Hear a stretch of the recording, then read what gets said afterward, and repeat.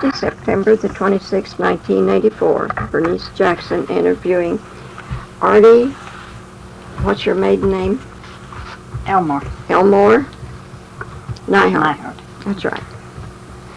Okay, Artie, let's begin talking about your father and your mother, and give me their names and spell the names and where they were married and all about them. Let me get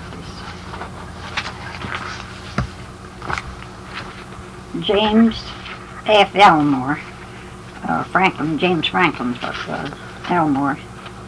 And mother's name was Laura B. Wade, W-A-D-E, Wade, Laura Belford. And they were married in Clark County, Iowa, on January the 29th. What year? 1883. Well, all right. Where did they continue living in Iowa? Well, they was there a while, but they, I don't know how long, but maybe they were there all the time, but I understood that they weren't, that they went to Nebraska a while. Yes. I know they lived in Nebraska a while. Mm-hmm. And some of the children, I think, were born there, and then us last three were born at Woodburn, Iowa. Goldie, Buzz, and me. In Woodburn, Iowa. Woodburn. Oh, Woodburn. Woodburn, Yes. Iowa. Mm-hmm. Okay, and what caused him to come to Oklahoma? Mother had been sick, for quite a while, and so the doctors there, they couldn't seem to help her, and they told Dad to take her to a higher, drier climate, So Johnny Garris, you know who Johnny Garris. Yes, I remember him. He was a neighbor of Dad's there. Mm-hmm. And he had he'd either been out here and filed, or else he was going to come out and file. So they decided that they would just get everything ready, and they got a boxcar on the railroad track, and they brought horses and cows, I suppose.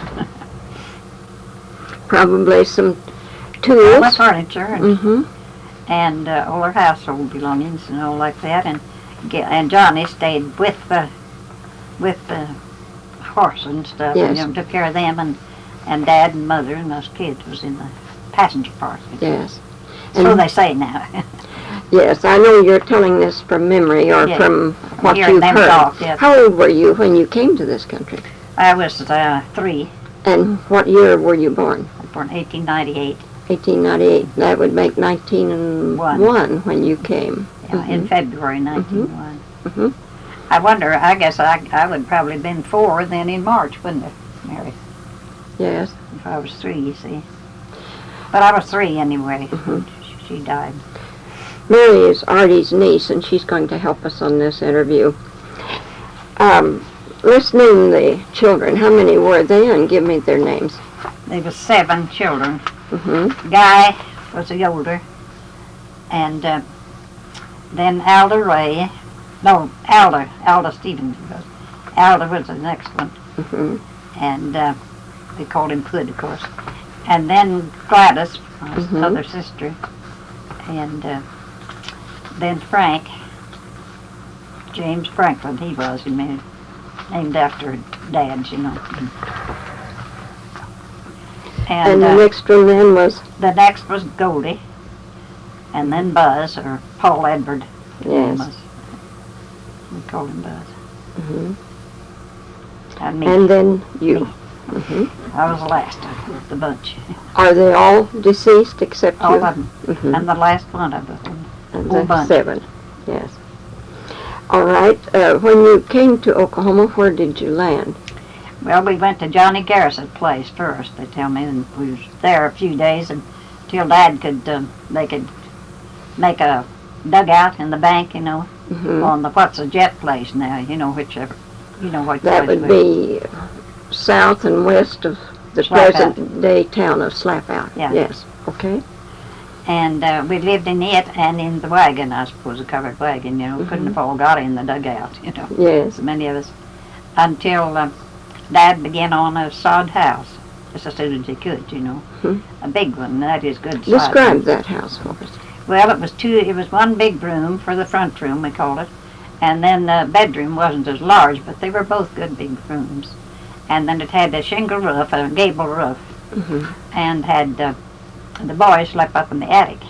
Mhm. We didn't have a stairway. There wasn't room for one, but Dad made a ladder to go up. Yes. You know. And they slept up there, and then we had 2 beds downstairs. Yes. And then I don't know just when he built the kitchen on, but he built a sod kitchen on to the west and good big room Mhm. for it. That made a nice. That made a nice, yeah, it made plenty of room. And in that day, that was quite a mansion. Yes, and they put it up nice. It was warm in the winter, you know, and cool in the summer. Those Yes. thick walls, you know how they are. Well, I want you to describe it though, because the people who hear this don't know how they are. How thick a sod Well, wall is. They cut the sod. I remember Dad had a sod cutter, Yes. and they'd cut it it was all just so wide and so long, you know. And then they let them dry out after a short time. Then they put them together with mud, I think. You know, to hold them together just like they didn't have cement then. No, no. Not out here anyway. And they was working on it. They made two double windows in the big room, the living room, you know, side by side. That made plenty light. And the door, we had we didn't have a lock on the door, but we had a wooden thing, you know, how it fits in the slot. Oh, yes. Bar, And then you had bar. a string. The cord that went out, I think it made out of leather, I think. It went out through a hole, and you could open it from the outside with that, you know. And if you wanted to lock it, you just pull that cord in. Pull that cord in of a night. Simple. Didn't no one, but nobody ever bothered, you know, No. like that. People would come and go in the houses and eat a meal, maybe. Mm-hmm. And only one time that we ever knew anybody. He was still there in the bed when we got home. Oh, you were gone and Yeah, you had a gone. visitor. But he went out through the window a little bit, and we never did know who it was. But Oh, is that right? Well, he was getting away from there, I guess. well, then didn't you live in the new town of Ivanho? Yes, later we did. We moved to Guymon in 1907, in February 1907. Dad sold the place to Grandpa Jack, Yes. and we moved out there, and he wanted to be there so the girls could finish their high school out there, you know. And so we lived there for, well, I was 9, let's see, about 2 years or 2.5 years probably. He built a nice big shop there, a machine shop, you know, and he did horseshoeing and blacksmithing. That's what he was, blacksmithing. And then we moved back to Ivanho then. And he had 2 farms back here. Had one in the Lovell district and one in the Coppell district. So he let the girls, Goldie and I, pick out which school we wanted to go to. Goldie was out of school, but I and Buzz wasn't. But they decided, or she did, that we'd better move to the Lovell district. So, Let's go back to the very first school. We're talking about schooling now. Your very first school when you came to this part of the country was in a building over on it was a dugout. a dugout. I never went to it, but then I wasn't old enough then, but Goldie did, and it was dug back in the bank on the old Earl place, we call it. Dan O'Haran, I think, eventually had that. If I may, I looked up what Goldie is Artie's sister, who is now deceased, but I interviewed Goldie a few years back, and she told me about this dugout, and it's in the Beaver County History book of Volume 2. I would like to read just a little bit, if I may, what I'd like she to hear said. it. A group of pioneers, seeing the need to get their children in school, found a natural L-shaped bank, dug the bank straight to form the south and west walls, using 1x12 boards for east and north walls. 1x12 boards were used for roofing and covered with sod. The door was in the north and a window in the east. This was adequate for a school in 1890. James Haynes was the teacher. The children sat on kegs or stools, whatever the parents could provide. Most of the families had brought books from their home state, and these were the only books available. This school became known officially as Ivanho in 1893. The original district was formed 2 miles either side of a line, 1/2 mile south of Slap Out to the Texas line. This included 30 sections. The schoolhouse was located in the northern part of the district in Section 2, Township 1, Range 27. This made quite a distance for children to travel who lived close to the Texas line. It was great fun for the boys to be excused from school to gather cow chips to burn in a topsy, or correctly speaking, a laundry stove with 2 lids. The more elegant stoves had 4 lids. After this term was over, many more settlers had arrived, and this little house was definitely inadequate. The parents decided to call a public meeting at the Mitchell store, and while it was yet operating in the tent, there was plenty of room for the interested parties to get inside. It was decided to build a new frame house that would serve the district not only for school, but also church, Sunday school, literary programs, and headquarters for other community gatherings. John H. Doctor was elected a member of the new school board, and he served until his death. The new school was located in Section 14, Township 1, Range 27, and continued to use the name of Ivanho. That was it. That was it.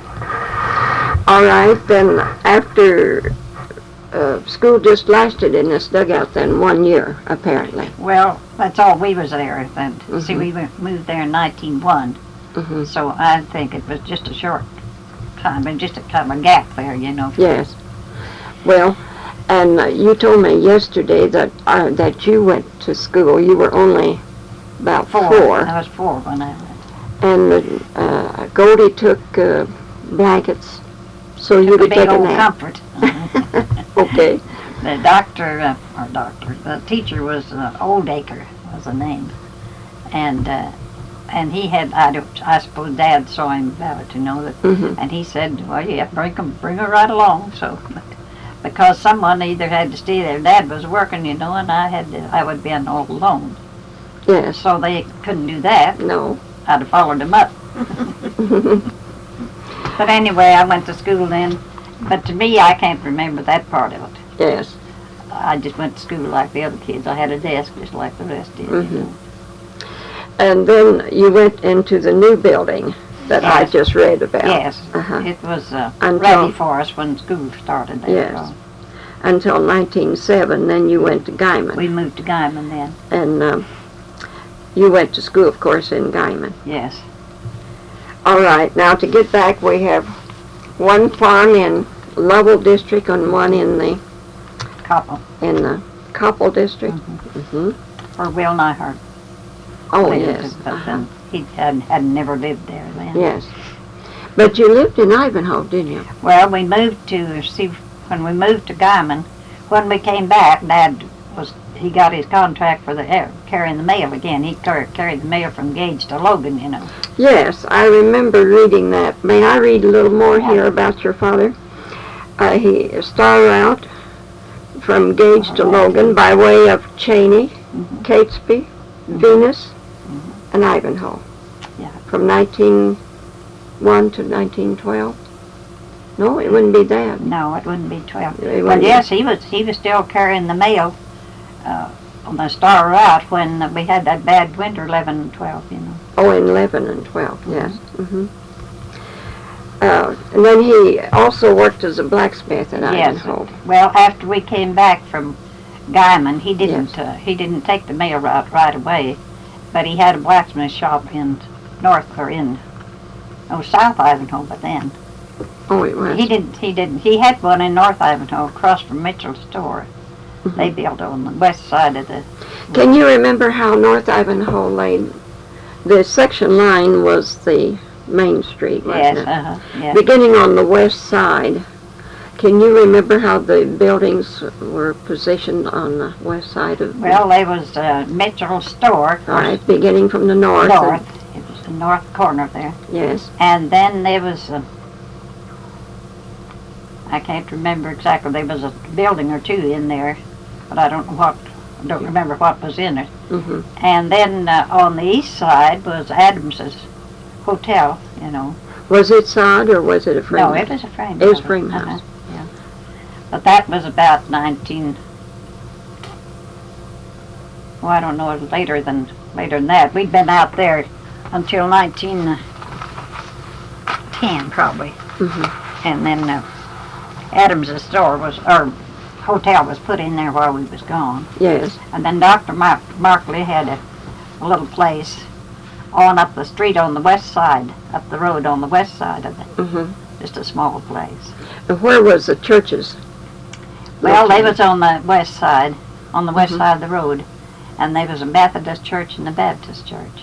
And they sat almost side by side. Yeah, right, pretty close.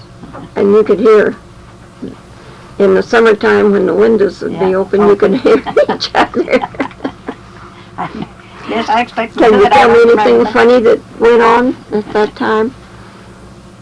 Oh, we kids made a lot of fun out of everything. I can't think right now anything. But at home, yeah, one thing was funny. We had drove the burros to a spring hack. Yes. And so one night we were going to church. Dad kept us in church all the time. I mean, we never missed Sunday school or church, you know. Which one did you go to? Went to North Ivanho then. The Baptist? We had, no, that was just Union. Everybody at the schoolhouse, you know. And that's when this happened. But anyway, Frank he always drove the burros, you know, and stand up in the front and drive them. And he had him a stick with a little sharp point on it because you can't hardly get the burro started, you know. And Dad was supposed to shut the gate to the lot, and then he'd come and jump in the back, you know, with his feet hanging out the back of that hat, and we had kids, full of kids all up in there. Well, he did that, and just as he turned around and made his jump, why, the burros made a jump, and Dad just sat right down in the road. Well, us kids just laughed, I can remember. We didn't know whether to hurt him or not. It was just funny, you know. He got up and laughed too, but I know it jarred him awful. Would you like to have this back here, behind your back? Yeah. I noticed you raising up. Yeah, I can't. Yeah, that's better, Mary. Okay. All right. Now let's go on from there. This new school building was built a half a mile north of the town of Ivanho. Why did they build it so far from the town? I don't know unless someone gave them the land there, you know, to put it on. That part I just don't know. And what do you remember about the tent? Well, it's mentioned here that the store was in the tent. That was down in the canyon east of Ivanho. Where Mitchell had his tent. Now, I suppose I've been there, but very few times. I can't remember that at all. I never was, as far as I know, I never was. We didn't go very much in them days. Do you remember anything that you and Goldie has talked about later about the tent store? No, but I can remember of hearing different ones speak about it. Yes. And said it was no floor in it, you know. Yes. Said it just a kind of makeshift till he could get a building up there, you know. But I think he did pretty good business there. Seems to me like Herman Camp told me that there was a spring there. Yes. And that's the reason that he built down in there first. Yes. And it was, it was protected more or less down there, you know, in that canyon. Like, yes. You know. Okay. Now then, let's go from our school days. What did you do next? What did the children do? What did the boys do? You mean my brothers? Yes. Well, they played ball most of the time. On that well-known Ivanho team, right? Yeah, and at home, we'd go to church at the Ivanho school, you know, and then after church, nearly every Sunday, there'd be a bunch of kids come home with us. And they'd all gang up and they'd play ball. I'd get out there and play ball with them, you know. And then, if not, they'd ride the burros and different things, yes. You know. Now, I want to ask you something. Was this Ivanho team organized at North Ivanho, or was it after the town moved? No, it was North Ivanho. It was at North Ivanho. Yeah. Where was the diamond at? Oh, let me see. It was in there on the west side of the road. Back in behind the store? Well, I can't tell you. I've been there a jillion times, but I can't tell you exactly where it was. Mm-hmm. In the early days, what was your chores around the house? Surely with that large a family, everybody had a task. More or less, but I was a baby. They didn't have me doing anything. I could have done a lot. I ground the coffee and gathered the eggs and just messing around mostly. Did the boys like to hunt? Yes, they did. And what was the game? Well, there was young rabbits all over the country, and quail, and prairie chickens. And there might have been ducks, but I can't remember that they brought ducks home, so maybe they didn't. There was no water much around there, you know, so they'd have to go on over where Jets lived now. Did you have to depend on these animals for your meat? Well, I suppose they did the first year, but Dad soon had hogs, you know. Yes. And cattle. And you did your own butchering? Yes, you know, we butchered the hogs anyway. Can you describe a butchering day for me? Well, it was just, I know they'd all get up early and they'd build a fire and put the water on in big old barrels, you know. And they'd get that just the way they wanted it. And they had a platform. It had to be a certain temperature. Yes, and they'd have a platform out there, and they'd 2 or 3 of them get a hold of the leg, of course, and kill the hog and take him up there, and then there'd be a hold of each front leg, you know, and they'd set them back, put them down in that water, and then pull them out, and afraid they'd cook them, you know. They'd have to kind of get a little bit of air on them, and then when they thought it was all right, why they'd pull them out on that. Well, did they test them first to see if the hair would come loose? And when they thought they were ready, then they'd pull them out there, and then there'd be several of them, you know, with knives, and they'd scrape them. They always kind of made a neighborhood doing that, you know. They wanted help. Maybe Dad'd go help 2 or 3, and then they'd come and help him, you know. Yes. Of course, he had the boys big enough to help him a whole lot, you know. Yes. By that time. And who was a butcher? Who cut the hog up? Oh, Dad did. Oh, he did.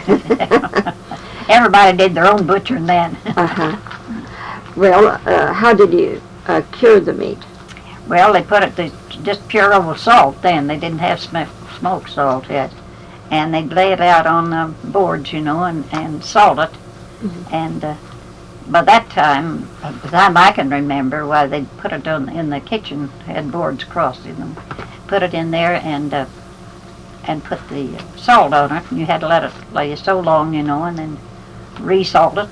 And then I don't know that we used to put it then in sacks and wrap papers. We didn't get newspapers much then, you know. Yes. But wrap paper around, and then what we could keep. It didn't last long enough with 8 of us, so to have to do much salting down. Yes. Well, did you ever hang any out to freeze to keep it for? Oh yeah, when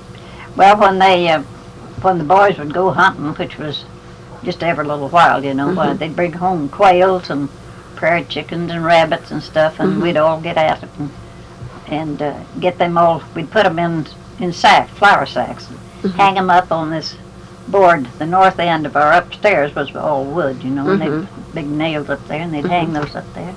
And they'd freeze just as solid as a rock, you know. Yes. That was your refrigeration. Yeah, that was our And we'd hang our milk and butter down had an open well, you know. I mean, a dug well. Well, describe the dug well for me. Well, they just dug it. Different ones would come and help, and they dug. I don't know how deep it was, but it was pretty good size around, and then Dad covered it over with boards and made a door lift up, you know. And you pulled the water up? With a bucket. With a bucket. With a bucket. Then you could fasten rope onto these jars of milk and butter. We take syrup buckets usually. Oh yes. We always got syrup in buckets, and we'd tie the rope onto there. They had a little rope and tie onto them, and then put them down the well. They'd just be as solid the butter would be. It'd be nice. Yes, that would be nice. In the summertime, how did you manage? Same way? Same way, yeah. Wintertime, you didn't need to do that, you know. No. Just set it out and it'd freeze. And then your meat in the summertime, you probably had it all used up by the time warm weather came. Dad would butcher pretty often, but we couldn't keep it. We had no way to keep it in the summertime, you know. Mhm. So we always had chickens, of course. Yes. And Did you raise a garden? no, we didn't anything. Didn't raise a garden. No, they didn't. Dad didn't raise a garden, not then. Mhm. Later they planted some stuff, but I don't think they tried to raise a garden. Why don't you put a pillow behind Artie's head? She Reckon doesn't that's look comfortable. too heavy, too thick. No, that's That's good. fine. That's fine. Thank you, Mary. All right, now then, what's next? Well, Where's your notes I told you to make? I've got stuff wrote down here, but it may not be anything you want from that. Let's see. Tell me where and how and when did you meet Fred? Well, that was after we moved in 1911. We moved down on the place in Lovell. At the Lovell district, School. you know, Mhm. a mile west of the Lovell schoolhouse. And, Yes. And Fred lived a mile east of the Lovell schoolhouse, Yes. where we both went to school there. Oh. Mhm. And I didn't like him at all. School. You didn't? No, I didn't. He was teased and tormented all the time, and I didn't like that. How old were you?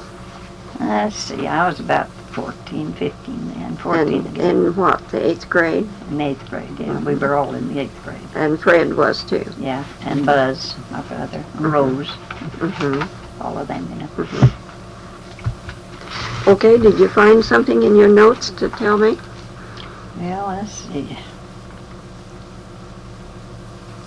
I'll read you what I've got. All No, no right. use to, because you've got most of that. But We Mother passed away the day that they finished the sod house. Oh, And, mhm. Dad was there working, and And- he brought him word. And Gladys took over as a housekeeper then, your Yes. sister, older sister. Gladys and Goldie. Yes, Gladys was 12 when Mother died, and Goldie was only just barely 8. yes. 8 just after Mother died. Mhm. And they ramrodded things, and I know it was hard for them. I can think of so many things, but they didn't think I was big enough to do anything. They'd rather. Of course, Goldie said she packed me around till till I was ready to go to school. I was so little, you know. Yes. And, so she said if she wanted the kids to holler, come see this or come see that, she just picked me up and put me on her hip. And your daddy then was mother and daddy both? Yes, he was gone quite a lot, carrying the mail, you know. Yes. So it just the kids kind of just raised themselves up. Mm-hmm. Gladys and Goldie, of course, the older boys was there. We was Mhm. never afraid, but they was there. Yes. One thing, Mr. Earl had cattle. No, there wasn't any fences there, you know. Mm-hmm. And a big old bull come up there one day, and the boys were at the barn, or near enough to it, but he was after them. He'd chase them, and they had to get in there, and they couldn't get to the house, but they could holler, you know. And we girls were supposed to stay in the house. Now, don't you get out. And Buzz was with us too. And every time one of them would try to get down, they'd run to the house. They was going to get the gun and scare him away, you know. And but he'd run them back. He was just really on the warpath. Mhm. And Dad come home right about in the middle of it, and there the kid was all treed, you know. And so he got Earl Rader, lived there pretty close, and they roped the bull and tied him up to a big post, and Dad took a pipe and beat his horns off. Oh. He beat him plumb off. He said, why, he'd be afraid to go off and leave the kids like that, with that bull around, because he was really vicious. Yes. Well, now you speak of Mr. Earl. Do you remember what his given name was? No, that was, I don't remember what his given name was, but it was Verner Earl's relation now. I don't say it was a dad. I don't know whether it was or not. Well, Norval. There was a Norval Yeah, Earl. but it wasn't normal. Was it his dad? No. Well, it could have been. I'm not sure. Reese, I'm not sure whether it was or not. We just called him Mr. Earl. Yes. In those days, it was Mr. and Mrs. Yes, wasn't it? always. We didn't call them by their first names. No. All right, you have some more to read for me?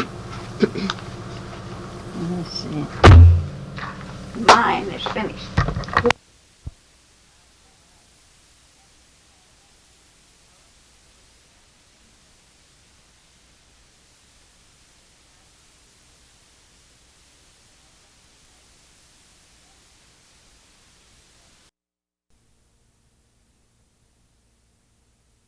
went to the Ivanho church, schoolhouse for church, Sunday morning and night. Usually several of the young boys and girls came home with us for the afternoon.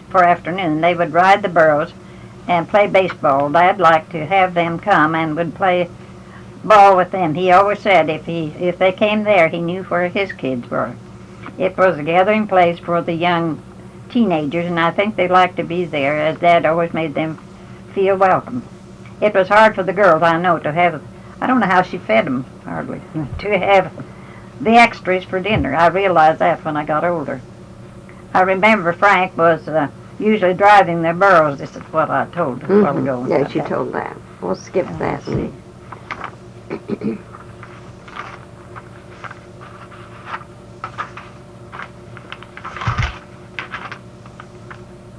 There was about 40 children went to the Ivanho school at first. Finally, the Overstreet school was built, and so a lot of the children from the north attended that school. We had a one-room school with a big stove in the center of the room. Water was carried in water buckets from Mitchell's store. The older children went after it, but a lot was lost on the way back. All drank out of the same dipper. I suppose we caught colds from each other, but no whooping cough or measles or nothing. That went no one at school for years. We moved to Guymon in 1907. You've got that. Mr. Mitchell had a store in a tent and dugout in the bank about a half-mile east of what would be Ivanho. His store was moved west and freighted his things from Gage, Oklahoma by freight wagons. The main things in the way of entertainment was ball games. Ivanho had a good team. Two of my brothers played Hood and Frank. They didn't have ball games on Sunday. The team was given suits if they would not have ball games on Sunday. Well, That's what they did. yes. Young and old loved to watch ball games. In wintertime, they had literary at school. I can't read my own writing. With debates, songs, and speeches. The children, and then they had pie suppers, box suppers, usually to raise money for something. In Christmas time, we always had our Christmas tree in the schoolhouse, you know. And before that, see, everybody would throw in some money, and they'd buy the big lot of candy and apples and oranges. You couldn't get oranges very often, you know, then.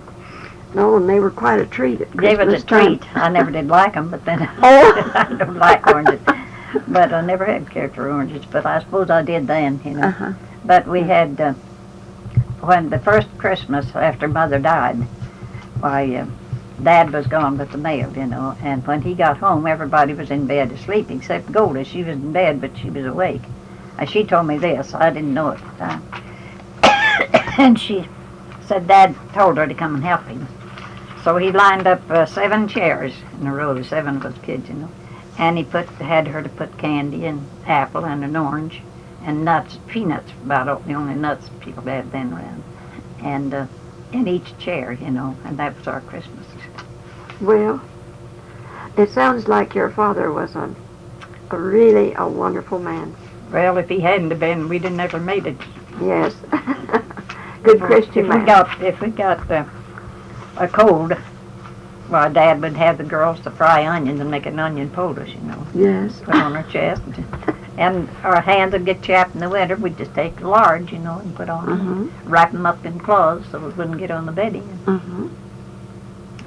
We didn't have no doctor, so you had to do something, you know. When did Dr. Markley, do you remember when Dr. Markley came to Ivanho? Well, I know about when. I don't know how long he'd been there to North Ivanho. He was there, you know. But when my sister took sick, when Gladys took sick, they had Markley there. Yes. And that was in 1910, I expect. And what year did she die? she died in, she lived just a year and 6 months after she married. She was married on Christmas Day in, I guess in 1910. And married Grover Baker, you know, and they moved then later. Well, of course, she took sick there, and they moved. We took her to Colorado Springs. Dad fixed a covered wagon, and we all go in, glide in, me, And Dad and Gladys' husband Mm-hmm. went out with a covered wagon out there. To get on higher ground. Yeah, they thought it was a good place for her. She had lung trouble just like Mother had, you know. Yes. All right, and then let's get back to you and your sweetheart. Okay. Man you married. Okay? Okay. Well, we didn't go together too, it's quite a little while too, I guess, but then we knew each other at school, you know. Yes. And then he was Rose's uncle, Rose first, you know, when I was with Rose quite a bit Yes. then. Mm-hmm. Yeah, he had horses and buggy, of course, and had a team of horses that was runaways, you know. Oh. Yeah.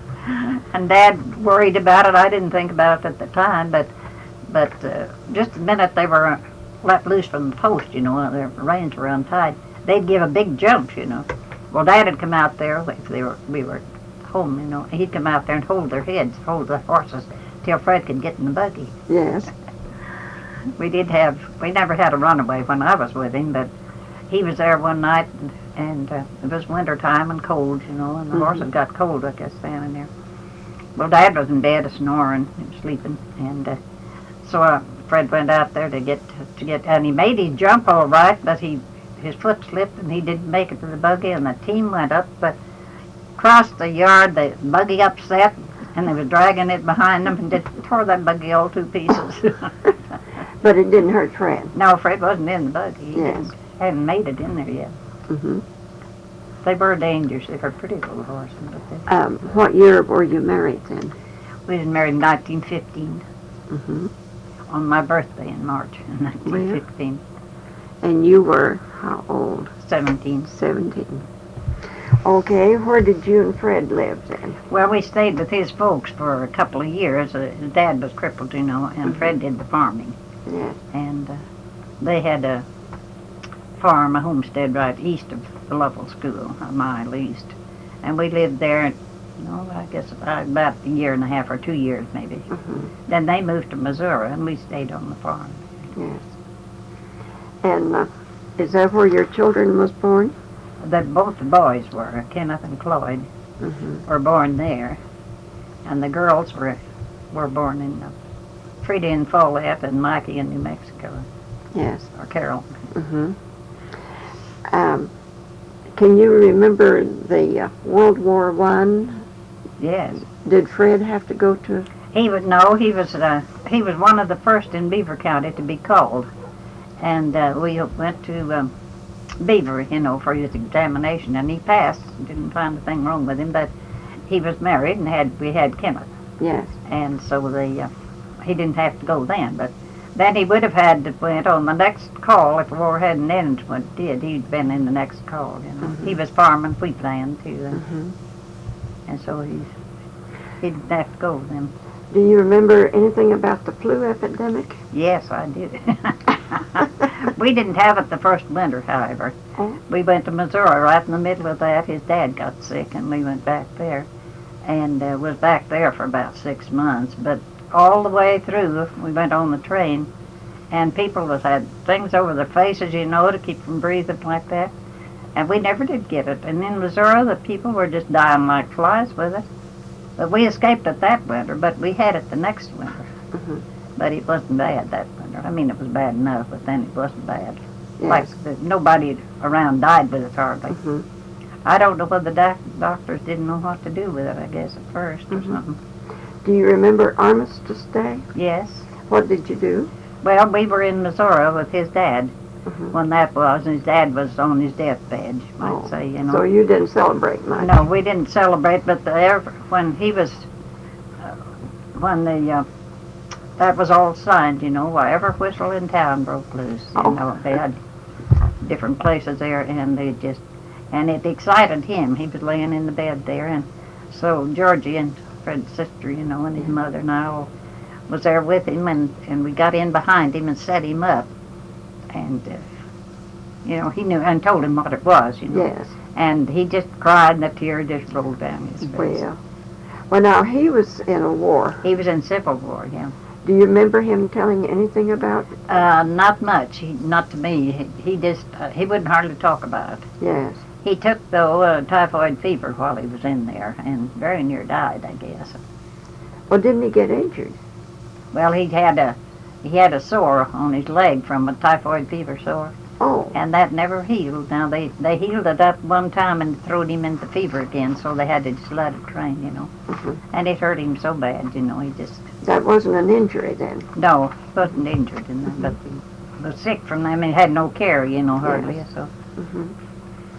All right, and after Mr. Neihart passed away then, you and Fred came, where Well, did you? we stayed there with her a while, and then we come back and on the Werner place, we over where Bells lived now. Why we stayed, we worked there for Werner Yes. for I don't know, a year or so, and then we bought horses and things and went back on his mother's place. She came out and stayed with us, and she made her home with us. And Oh, and you Really? moved back down on this farm east of the Lovell Schoolhouse? yes, yeah, Oh, and you lived the there. old homestead of Mhm. Neihart homestead. Hmm. And we lived there. Oh, both the boys were born there, and then finally, though, we moved to New Mexico, Hmm. and I was wanting to ask about Uncle Frank. What year didn't he pass away with the flu? yeah, Back when Oh, you were yes, talking about your that. brother, Yeah. Franklin. Frank. He took stick. He was working at Woodward. They lived on the farm, but he was working down at Woodward, and he was a big husky, you know. Nothing ever fazed him, seemed like, and he didn't take care of himself. Well, he went to the hospital when he took sick. They got him in the hospital, but he had pneumonia, Yes. and then his kidneys quit on him, and he That- passed away then. The flu was treacherous, Yes, it was. very treacherous. What year was that? That was 1918. Uh-huh. That's the only member of your family, though, that you lost with the flu. Then, yes, Mhm. yes. Mhm. All of them had the flu, I guess. Dad stayed with every one of the families that was out here. And, Your father? he stayed with them. He never did take it at all. Well, now then, you're over in New Mexico. What did Fred do there? Well, he worked for the trucking outfit in Albuquerque. Were you in New Mexico when the Depression hit? Yes, we was there. Very much Tell me so. how it affected you. You couldn't get work for nothing. A woman could get work, usually, but a man couldn't, you know. They just Oh. wasn't ever work for him. And paid about $1 a day, you know. Yes. And but we didn't have the sandstorms like they had here, you see. Yes. And so he hadn't gotten back onto the trucking outfit then, but he worked at different things, you know, during that time till he got on the truck. Did And you work? No, I couldn't. I had 2 babies there, Frida and Mike, you know. Oh. I did a few days and take somebody's place, you know, Mhm. but then I didn't have a steady job. I could have had, but I didn't have anyone to leave them with, you know, and I couldn't make enough to pay for babysitter for 2. And Yes. Mikey was just working or walking around, Mhm. and Frida was 3 years older, you know. And tell me something about your life there. Just give me a day's occupation that you went through with out in New Mexico. Oh, he worked, of course, for the trucking outfit there. And What did you burn in your stoves? we burnt wood. Oh, you burnt wood. Yeah, Mhm. out there you could get wood. You know, they'd come in there from the mountains. You know, Could you raise gardens? I didn't. Well, we wasn't out where we could. We was in town, you see, for quite a while. Eventually, we was out on the farm there. Dad gave me a strip of land out there. Your dad? My dad, Mhm. I went out and took care of him, Hmm. and he passed away out there. You know. Oh, your father did. Then we brought him back here to bury him with Mother. You know, by Mother. Where is that? At the Bluegrass, we call it Madison. I guess they call it Madison. Out my slap out, you know. Oh, yes, Madison. Madison. Hmm. We used to call it the Bluegrass years ago. Yes. All right. And then where did you go from New Mexico? We came back here then from New Mexico. And where did you live? We lived where did we live? Let's see. West, north. Well, yes, we had a farm. We got a farm out there when we moved back from New Mexico. We bought a farm 18 miles northwest of Laverne? Laverne. Mm-hmm. We sold our place out there and then I see. Mm-hmm. bought there. And now then we're up to World War II, right? Yeah. And Kenneth or Clyde enlisted, mhm. you know, in World War II. He would had to went in the Army if he hadn't have enlisted. He didn't want to go in the Army. So he enlisted and got in the Navy. You know, Yes. And Kenneth wasn't able to go. They called him, and he was there for examination, but he'd had that brain tumor, you know. They wouldn't take him at all. Mm-hmm. And can you tell me about Claude, or would you rather not talk about it? Oh, yes, I could. Yes, it don't bother me now. Did you hear from him often? Not too often. I did for a while, and all at once the letters stopped, you know, and they were out, you know, on maneuvers and out in the... But the last letter he wrote that mentioned anything about it, he said, war is just around the corner, he said. Mm-hmm. But they couldn't, their letters were all censored, so they didn't dare tell much, you know, at all. He couldn't tell where he was at? Or No, he anything? didn't, only that they were out on the water. Uh-huh. And he was at Salvo Island, Salvo,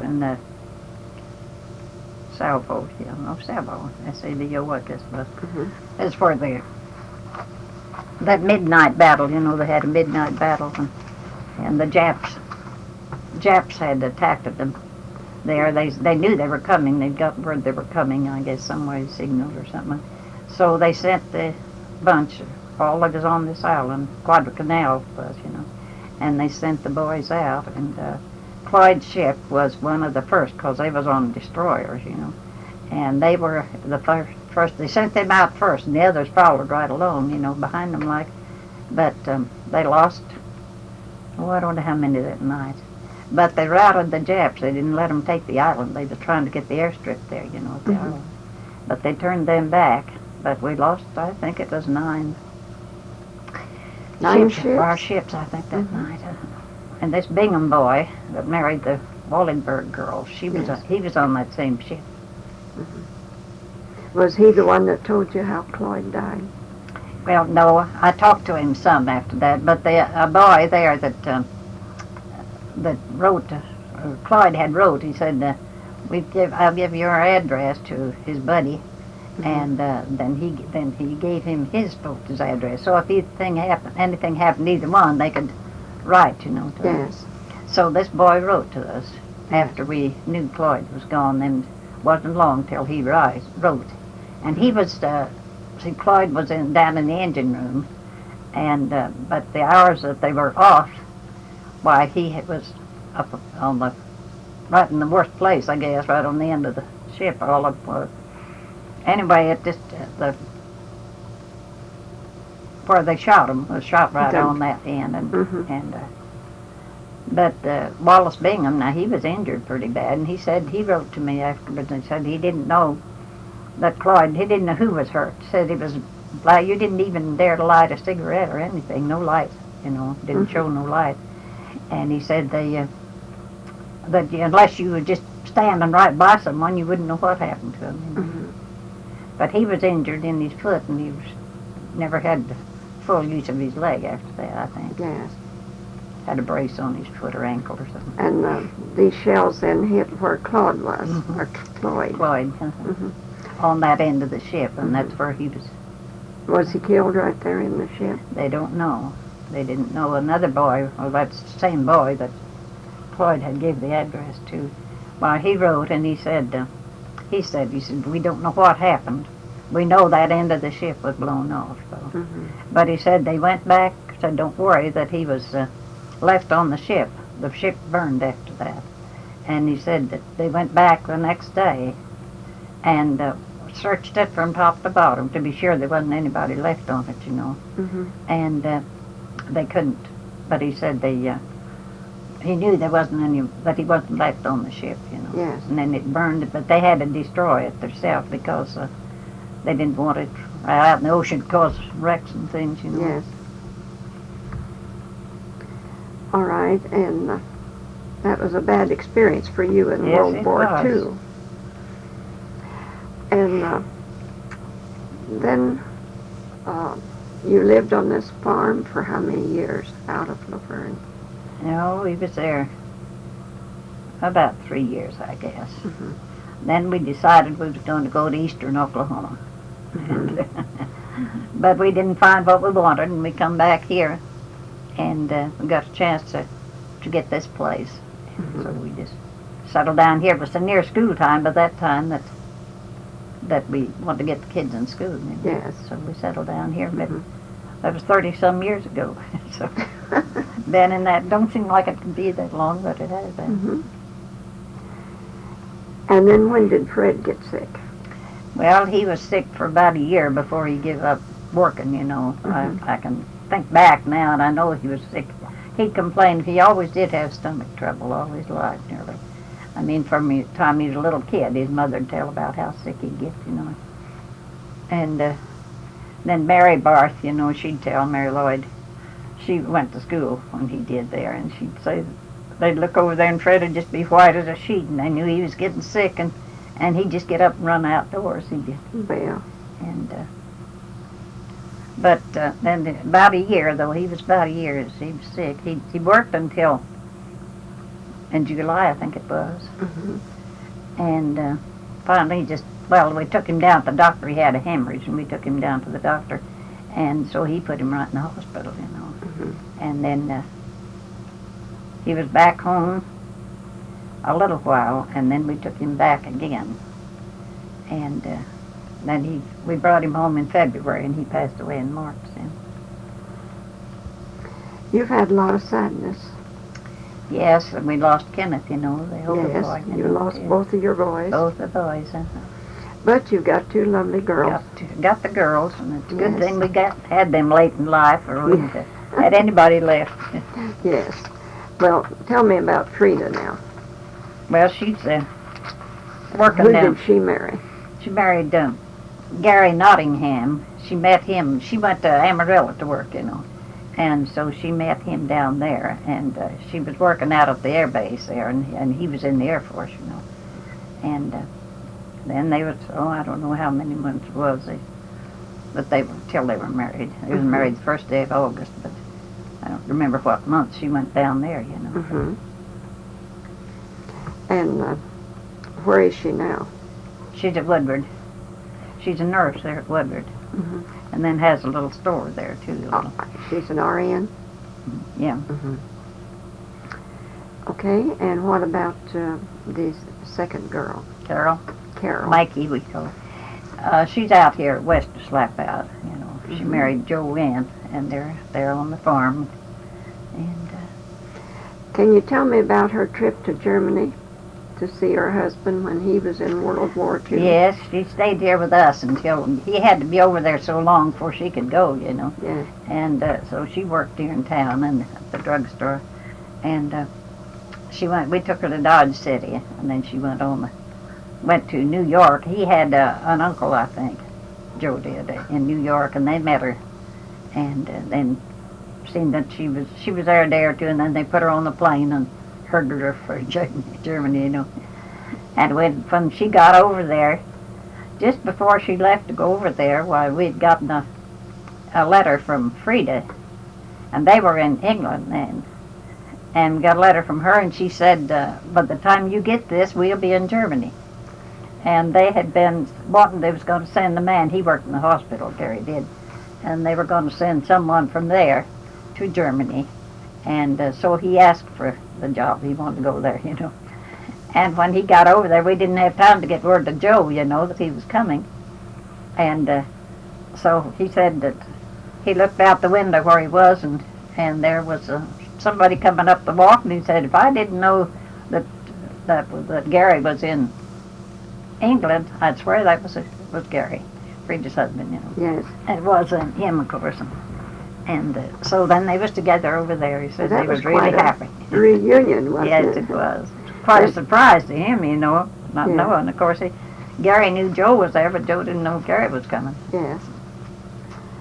Okay, and what is your outlook on life now? Reviewing your past, what would you advise the younger people to do?